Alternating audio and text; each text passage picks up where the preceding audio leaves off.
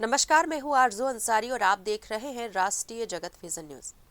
पूर्व खाद्य मंत्री और कांग्रेस नेता अमरजीत भगत ने धान खरीदी व्यवस्था को लेकर सरकार पर गंभीर आरोप लगाए हैं। उन्होंने कहा कि प्रदेश भर में किसानों के रकबे को काट दिया गया है, कई जगहों पर तो पूरे शून्य तक कर दिया गया है। भगत के मुताबिक किसानों पर प्रशासनिक दबाव, दादागिरी और सख्ती दिखाई जा रही है, जिससे किसान खुद को असहाय महसूस कर रहे हैं। उन्होंने कहा कि छत्तीसगढ़ में खेती करना किसानों के लिए चुनौतीपूर्ण होता जा रहा है। भगत ने मांग की कि सरकार तुरंत किसानों का काटा गया रकबा जोड़ने की कार्रवाई करे। वहीं राजस्व वसूली और नई जमीन गाइडलाइन पर भी पूर्व मंत्री भगत ने सरकार को घेरा। उन्होंने कहा कि सरकार लोगों से सुझाव मांग रही है, जबकि पूरा अधिकार स्वयं सरकार के पास ही है। सवाल उठाते हुए उन्होंने कहा कि बदलाव किसके कहने पर किया गया और समस्या किसने पैदा की। रजिस्ट्री में गिरावट के कारण राजस्व वसूली में कमी आई और ये सीधे सीधे सरकार का घाटा है। वहीं नवा रायपुर के चंद्रखुरी में कांग्रेस सरकार के समय स्थापित भगवान राम की मूर्ति को स्थानांतरित किए जाने को लेकर अमरजीत भगत ने भाजपा पर तीखा हमला बोला। उन्होंने कहा कि भाजपा राम के नाम पर सिर्फ दिखावा करती है, वे खुद कुछ नहीं कर पाए। अब कांग्रेस सरकार द्वारा स्थापित मूर्ति में भी कमी निकाली जा रही है। सभी प्रेस के साथियों से मिलना हो रहा है। आप सभी लोगों का स्वागत है, अभिनंदन है। आज जो चर्चा का प्रमुख विषय है कि पूरे प्रदेश में धान खरीदी को लेकर के जिस प्रकार से अव्यवस्था फैली है, किसान त्राहिमाम कर रहे हैं। छत्तीसगढ़ की पहचान धान की कटोरा से है। यहाँ धान के कटोरा के मालिक आज परेशान हैं। हम लोगों ने 125 लाख मीट्रिक टन में छोड़ा था। भारतीय जनता पार्टी सरकार में आई तो उसको 150 लाख टन तक ले गई।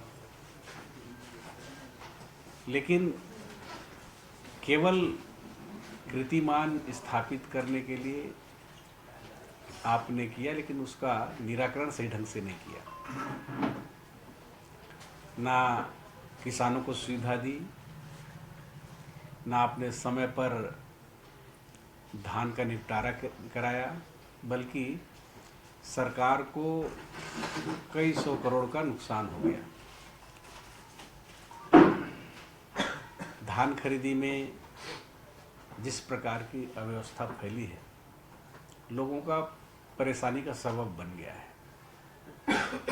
कांग्रेस की सरकार के समय अगर पिछले साल धान खरीदा है तो उसको नया पंजीयन की जरूरत नहीं पड़ती थी, वो अपने आप कैरी फॉरवर्ड हो जाता था। लेकिन सरकार बदलने के बाद पंजीयन के नाम पर, एग्री स्टेक के नाम पर लोगों को खूब परेशान किया।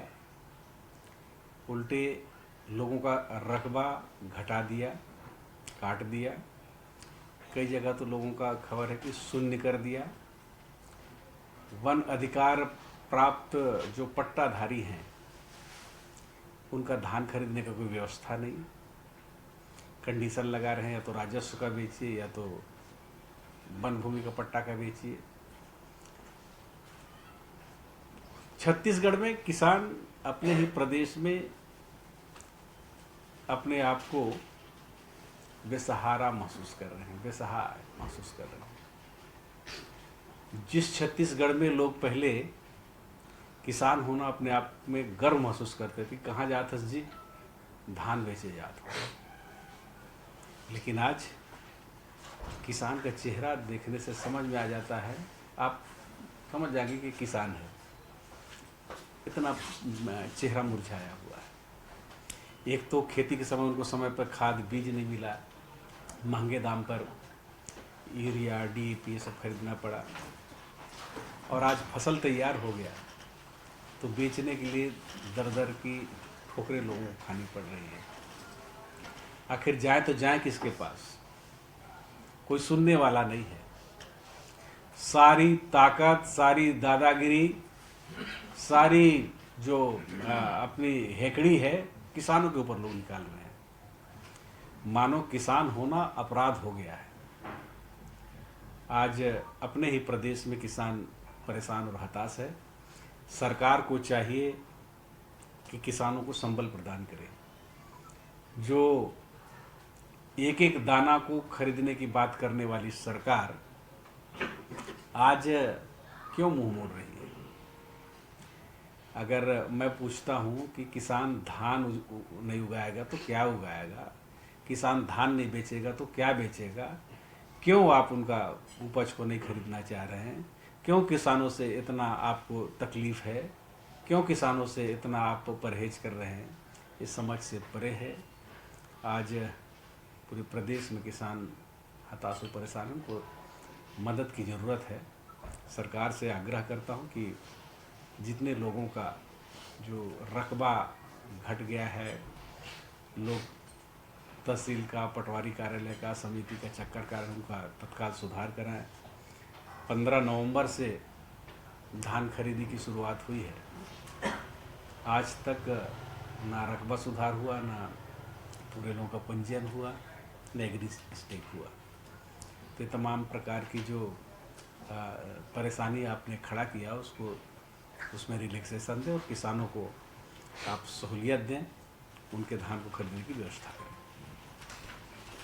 दूसरा विषय, फिलहाल इस खबर में बस इतना ही। देश प्रदेश की खबरों से अपडेटेड रहने के लिए हमारे चैनल को सब्सक्राइब करें और नए खबरों के नोटिफिकेशन के लिए बेल आइकॉन जरूर दबाएं। नमस्कार।